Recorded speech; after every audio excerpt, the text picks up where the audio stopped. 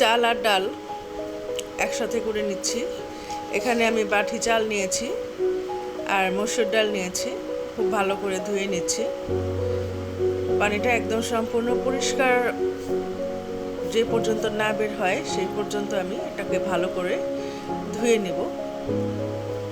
হ্যাঁ, খিচুড়ি রান্না করছি আজকে, সেজন্যই চাল ডাল একসাথে মিলিয়ে আমি ধুয়ে নিচ্ছি। আমার বাচ্চারা বলেছে বৃষ্টি বৃষ্টি আসতেছে, সেজন্য ওরা খিচুড়ি খাবে। আমার হাতের খিচুড়ি খেতে ওরা খুবই পছন্দ করে।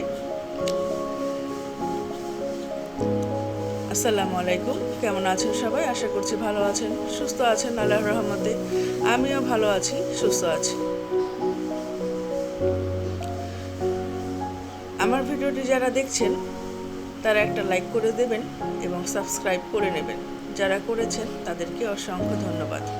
ভিডিওটি কেউ স্কিপ করে দেখবেন না প্লিজ। চাল আমার খুব ভালোভাবে ধোয়া হয়ে গিয়েছে। এখন আমি এখানে দিয়ে দিচ্ছি আদা রসুন বাটা, জিরার গুঁড়া, হলুদ মরিচের গুঁড়া, লবণ। এরপর দিয়ে দিব তেল,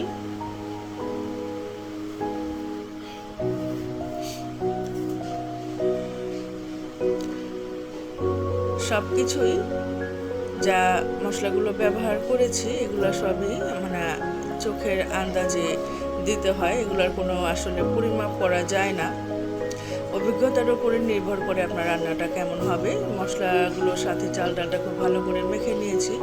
মিষ্টি কুমড়াগুলো ভালোভাবে ধুয়ে আমি চাল ডালের মধ্যে দিয়ে দিব। এখানে আমি মিষ্টি কুমড়া আর টমেটো কেটে দিয়ে দিচ্ছি, অন্য কোনো সবজি ব্যবহার করব না।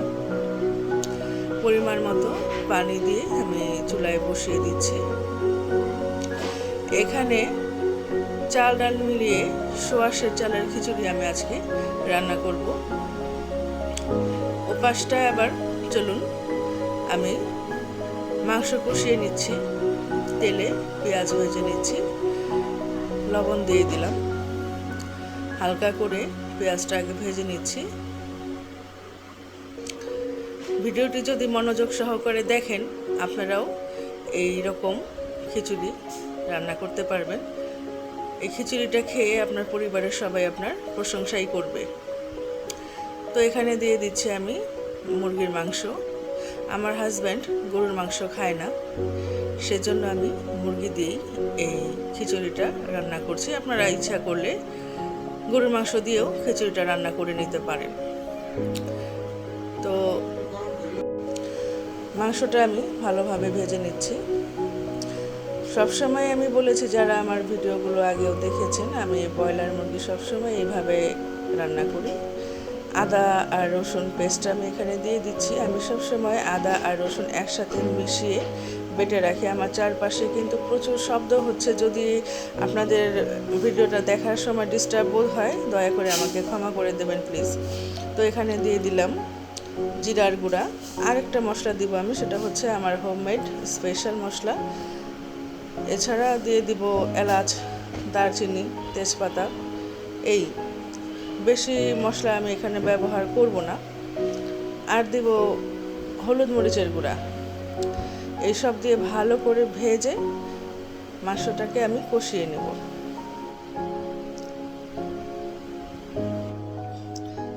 দেখুন নিচে তেল উঠে গেছে, এক ফোঁটা পানিও কিন্তু এখানে নেই। এইভাবে যদি কষিয়ে ব্রয়লার মুরগি রান্না করেন তবে এটার টেস্টটা খুবই ভালো আসে। এখন আমি মাংসটা রান্নার প্রয়োজনে সামান্য গরম পানি দিয়ে নেব। ভালোভাবে নেড়ে চেড়ে মিশিয়ে নিচ্ছি। এটাকে খুব সুন্দরভাবে আমি কষিয়ে নিচ্ছি। কাঁচামরিচ দিয়ে দিলাম। যেহেতু আমি মাংস কষানোর সময় এখানে গরম মশলা দিয়েছি, সেজন্য আর খিচুড়িতে গরম মশলা দিব না, কারণ এই মাংসগুলোই আমি খিচুড়িতে মিশিয়ে নেব। খিচুড়িটা রান্না হয়ে গিয়েছে। এখানে আমি একদম শেষ পর্যায়ে গিয়ে দিয়ে দিয়েছি কাঁচামরিচ। যেহেতু আমার বাচ্চারা খাবে তার জন্য আমি শুরুতে কাঁচামরিচগুলো দিইনি। তাহলে গলে গিয়ে প্রচণ্ড ঝাল হয়ে যেত। মাংসটা আমি মিশিয়ে নিলাম। এখানে আমি ভালোভাবে নাড়া দিয়ে মাংসটা ভেতরে সম্পূর্ণভাবে মিক্স করে দেব। খিচুড়িটা আমার প্রায় হয়ে এসেছে। এখন সামান্য একটু ঘি দিয়ে কিছুক্ষণ দমে রেখে দেব, খুব বেশিক্ষণ না, যেন ঘিয়ের ফ্লেভারটা খুব ভালোভাবে খিচুড়িতে চলে আসে, এর জন্য। আমি এর আগেও দুটো ভিডিওতে খিচুড়ি আপনাদেরকে দেখিয়েছি, আজকে আরও সুন্দরভাবে দেখিয়ে দিলাম। এখন আমার খিচুড়িটা পরিবেশন করে আপনাদের দেখিয়ে দিচ্ছি। খোদা হাফেজ।